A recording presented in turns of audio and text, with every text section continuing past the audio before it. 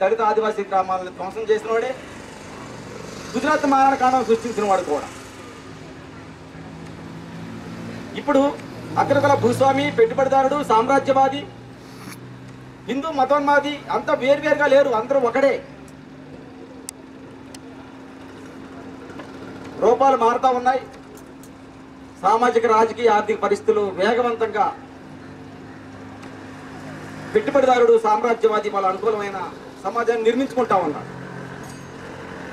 అత్యంత విషాదకరమైన విషయం ఏమంటే, సామ్రాజ్యవాదం గురించి మాట్లాడేవాడు, పెట్టుబడిదారుడి గురించి మాట్లాడేవాడు, భూస్వామి గురించి మాట్లాడేవాడు, అగ్రకుల పురుషాధిక్య సమాజం గురించి మాట్లాడేవాళ్ళు, వీళ్ళందరూ కూడా వేరువేరుగా ఉన్నారు. వాళ్ళంతా ఒకటిగా ఉన్నాడు, ఒక మనిషిగా ఉన్నాడు. ఇక్కడ అనేక భావాలు ఉన్నాయి, అనేక సంఘాలు ఉన్నాయి, అనేక వాతావరణం ఉన్నాయి. ఇప్పటిదాకా అనేక ఘర్షణలు పడతా కులానికి సంబంధించి మాట్లాడిన ప్రతి ఒక్కరు, ఇప్పుడు కాదు కొన్ని వేల సంవత్సరాల నుండి వాళ్ళు ఇప్పటి నుంచి అప్పటిదాకా, అప్పటి నుంచి ఇప్పటిదాకా ఒకే ఒక ప్రశ్న అడుగుతూ ఉన్నారు.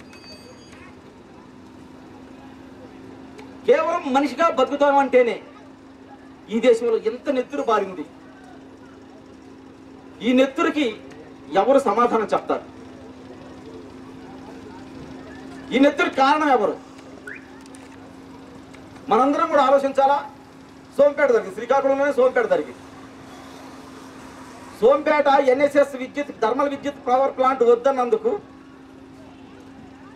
థర్మల్ విద్యుత్ పవర్ ప్లాంట్ వాడికి ప్రభుత్వానికి కోపం వచ్చింది. ఇక్కడ థర్మల్ పవర్ ప్లాంట్ కడితే కట్టానికి వీలేదన్నారు ఊరంతా. ఎన్ఎస్ఎస్ వాడికి కోపం వచ్చింది, ప్రభుత్వానికి కోపం వచ్చింది. ఆయుధాలు తీసుకొచ్చారు, కాల్ చేశారు, ఇద్దరు ముగ్గురు అయ్యారు. కాకరేపల్లిలో అదే జరిగింది. ఇక్కడ భూమి నువ్వు థర్మల్ పవర్ ప్లాంట్ కట్టొద్దంటే, కట్టొద్దన్న వాడిని కట్టాలనుకున్నవాడు చంపాడు. ఇక్కడ కోస్టల్ క్యారిడార్ వద్దంటే గంగవరంలో కానీ, చిన్నగంజంలో కానీ, ఇప్పుడు నెల్లూరులో కానీ, ప్రకాశం జిల్లా చిన్నగంజం కానీ, విశాఖపట్నం గంగవరం కానీ, నెల్లూరు జిల్లా తడ కానీ, ఇప్పుడు దొరికిన పోరాటాలన్నీ మత్స్యకారుల జీవితాలు, మా జీవితాలు ధ్వంసం చేయొద్దన్నందుకు మత్స్యకారులు చంపారు. ఎవరు చంపారు? ధ్వంసం చేయాలనుకున్నవాడు చంపాడు, వాడు సపోర్ట్గా పోలీసు ఇచ్చారు. కానీ లక్ష్మీపేట మాలోళ్ళు మాకు ప్రభుత్వ భూమి కావాలనుకున్నందుకు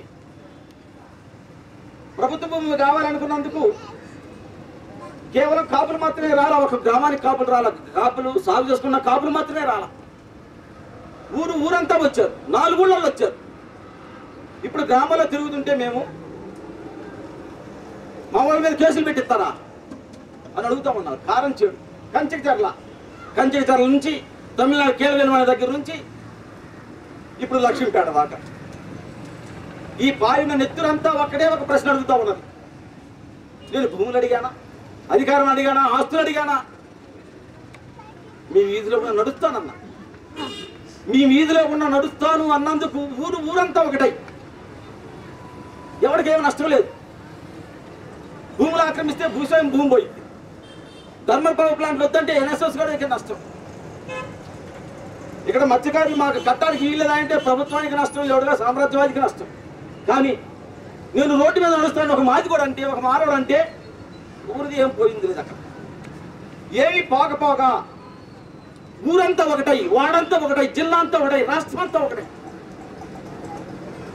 ఈరోజు మనుషులుగా వాళ్ళని గుర్తించకపోగా బీసీలు అంటారా, బీసీలు దాడి చేశారు అని అంటారా, మేధావులు అంటున్నారు. ఒక విషయం ఏమంటే,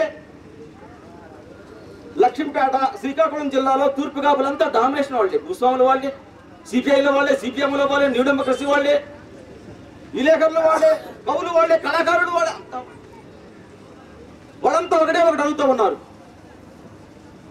బీసీలు అంటారా, నిన్న దాకా కారంచేడులో కమ్మోడు మమ్మల్ని ఎటు దంపతి కమ్మోళ్ళు అంటారా అని కమ్మ కులానికి సంబంధించిన మేధావులు, కమ్మ కులానికి సంబంధించిన కమ్యూనిస్టులు, మేము మా ఊర్లో మా కమ్మోళ్ళు, కారంచేడులో కమ్మోళ్ళు మాది వాళ్ళని చంపారు అయ్యని మేము ర్యాలీ చేస్తుంటే కమ్యూనిస్ట్ కమ్మోళ్ళు అందరూ వచ్చి కమ్మోళ్ళు అనబాకండి అని చెప్పి మాకు వార్నింగ్ ఇచ్చారు.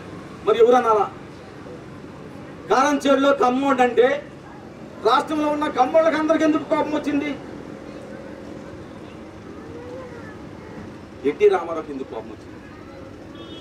చుండూరులో రెడ్లు మమ్మల్ని ముక్కలుగా నరికారు అని చెప్పి ఏడుస్తా, రేపులు చేశారు, చంపుతారు, నరుకుతారు, ఏడుస్తా అంటాం మేము. అయ్యా మా రెడ్డి చంపాడు, రెడ్డోడు చంపాడని.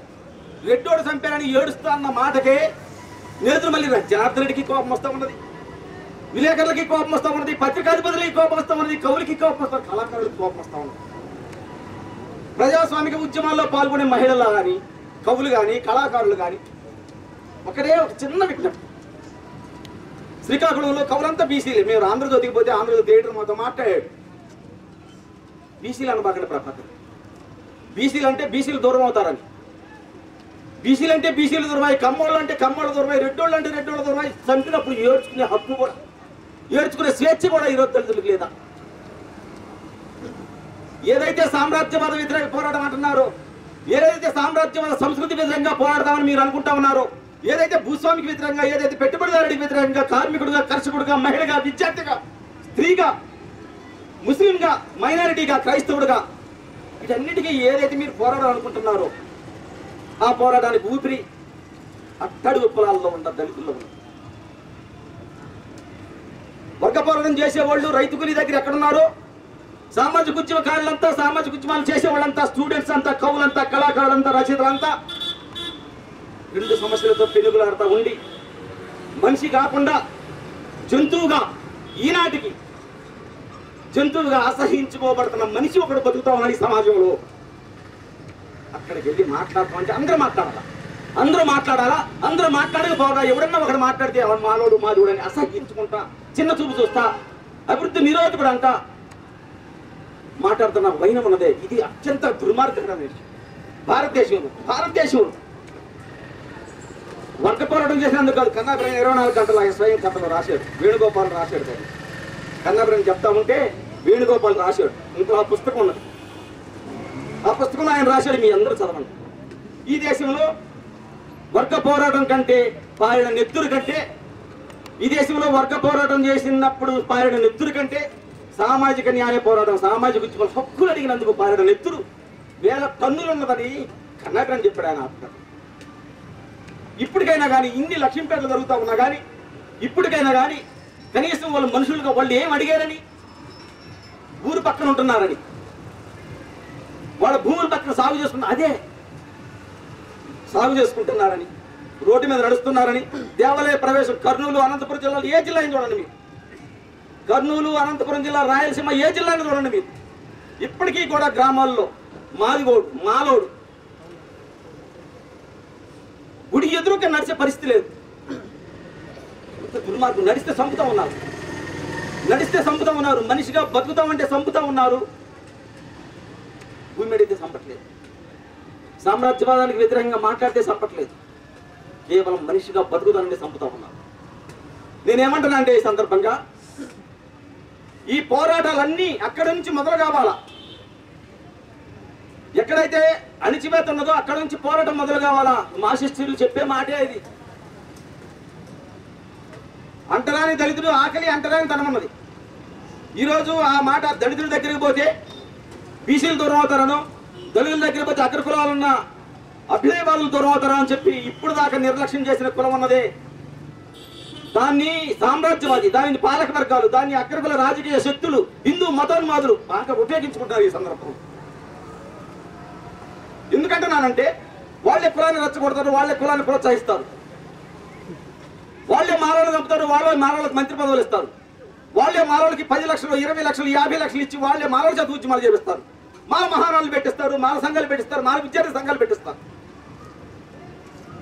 ఎక్కడైతే మీరంతా ఎక్కడైతే బలహీనంగా ఉన్నది, మనం దళితుల పక్షాన మాట్లాడితే ఈరోజు మాలలు ఒక్కరి గురించి మాట్లాడితే కేవలం 14-15% ఉన్న దళితుల గురించి మాట్లాడితే 85% ఉన్న 85%లో 80% ఉన్న పేదలందరూ దూరం అవుతారని మాట్లాడుకుంటున్న వైఖరి ఉన్నదే. అక్కడ పట్టుకున్నాడు పాలకవర్గ శక్తి, అక్కడ పట్టుకున్న సామ్రాజ్యవాది, అక్కడ పట్టుకుని హిందూ మతం మాది, వాడు అక్కడే కూర్చున్నాడు. మీరు ఎక్కడైతే మనం మాది వాళ్ళ దగ్గర మానవుల దగ్గర ఉంటే మిగిలిన కులాల్లో పేదలందరూ మనకు దూరం అవుతారని మీరు ఎందుకైతే అనుకుంటున్నారో, ఎట్లయితే అనుకుంటున్నారో, దాన్ని నిజం చేయడానికే వాడే కుల సంఘాలు పెట్టిస్తాడు, వాడే అంబేద్కర్ విగ్రహాలు పెట్టిస్తాడు, వాడే పూలే విగ్రహాలు పెట్టిస్తాడు, వాడే ఆదివాసీల్లో కొమరం భీం విగ్రహాలు పెట్టిస్తారు, వాళ్ళు సీతారామరాజు విగ్రహాలు పెట్టిస్తా ఉన్నాడు, కులతత్వాన్ని పోషిస్తా ఉన్నాడు. ఇప్పటికైనా కానీ ఈ సమాజంలో పేదల గురించి మాట్లాడేవాళ్ళు, సామ్రాజ్యవాదం గురించి మాట్లాడేవాళ్ళు, స్త్రీల మీద అణచివేత గురించి మాట్లాడేవాళ్ళు, వీళ్ళంతా కులానికి సంబంధించిన మూలాలను మీరు వదిలేస్తే వాడు అక్కడికి వెళ్తారు, అక్కడే ఉంటారు. మీరు ఎందుకైతే వదిలేస్తా ఉన్నారో దాన్ని బలం చేయడానికి వాడు అక్కడే ఉంటాడు. వాడు మహిళా సంఘాలు పెట్టిస్తాడు, వాడు ఇస్లామిక్ సంఘాలు పెట్టిస్తాడు, వాడు ముస్లింలు హక్కులు చేర్చుకుంటాడు, వాడు ముస్లింకి మంత్రి పదవులు ఇస్తాడు. హిందూ మతోన్మాది, అగ్రకుల భూస్వామి, పెట్టుబడిదారుడు, సామ్రాజ్యవాది వేరు వేరు కాదు, అందరూ ఒక్కడే. అందరూ ఒక్కటి కాదు, అందరూ ఒక్కడే. ఈ విషయాన్ని గుర్తించుకొని వీళ్ళందరికీ వ్యతిరేకంగా ఒక నూతన సమాజాన్ని ఆవిష్కరించాలనుకున్న ప్రతి ఒక్కరూ మొట్టమొదటి అడుగు దళిత వారి నుంచి పడాల్సిందే. ఇది ఇన్ని వేల సంవత్సరాల నుంచి చెప్తున్నా చెప్తున్న సత్యాలు, నగ్న సత్యాలు. ఇందుకు పారిన నెత్తురే సాక్ష్యం, తల తెగిపడే తలే సాక్ష్యం. ఎన్ని తల తెగిపడ్డా, ఎంత నెత్తురు మారింది. ఇప్పటికైనా కానీ మాట్లాడితే చంపుతారా, గ్లాస్ అడిగితే చంపుతారా, రోడ్డు మీద నడిస్తే చంపుతారా? ఎక్కడ ఈ అన్యాయం? ఇది ఒక్కసారైనా మనం ఆలోచించామా? వాళ్ళ గురించి మాట్లాడితే మిగిలిన పేదలందరూ 80% పేదలందరూ దూరం అవుతారని మానుకోవడం చూసారా? ఖచ్చితంగా లక్ష్మీపేట అనేక ముసుగుల్ని, అనేక తెరల్ని, అనేక జిమ్మిక్కుల్ని, అనేక ఉన్నమదపు చర్యల్ని, చేష్టల్ని బదాబదలు చేస్తాం. లక్ష్మీపేటను ముందు పెట్టుకొని ఎవరు ఎందుకు ఏమి ఎలా మాట్లాడుతున్నారు తెలుస్తాం. ఖచ్చితంగా మీ అందరూ నేను బ్లాక్మెయిల్ చేస్తాను అనుకుంటారేమో కానీ ఖచ్చితంగా మీ అందరూ ఇక్కడ ఉన్న సమాజం మొత్తం కూడా ఈ భారతదేశంలో, ఈ దేశంలో పీడితులు ప్రజాపక్షం మాట్లాడే ప్రతి ఒక్కడు ఖచ్చితంగా దళిత వాడ నుంచి వాడు అడుగు ప్రారంభం కావాల్సింది. అలా కాలేకుండా పేరు చివరిన కులం మార్చుకోను, దళిత వాడల్లో గాంధీ లాగా వచ్చి అన్నాలు తింటేనో, పెద్ద డబ్బాలో నీళ్లు పోసుకొని తాగితేనో, దళిత వాడల్లో గోవిందుని తీసుకొచ్చాను. ఈ మోసాలు, ఈ మాయలు నమ్ము. మా ప్రజలు నమ్మినా మేము నమ్మించడానికి సిద్ధంగా లేము. ఈ వాస్తవాన్ని, ఈ వాస్తవ పరిస్థితిని ఖచ్చితంగా సమాజం ముందు ప్రచారం చేయడం కోసం ఇంకా కమ్యూనిస్టుల ముసుగులో, అక్కడికి అభ్యుదయవాదుల ముసుగులో, కవుల ముసుగులో, కళాకారుల ముసుగుల్లో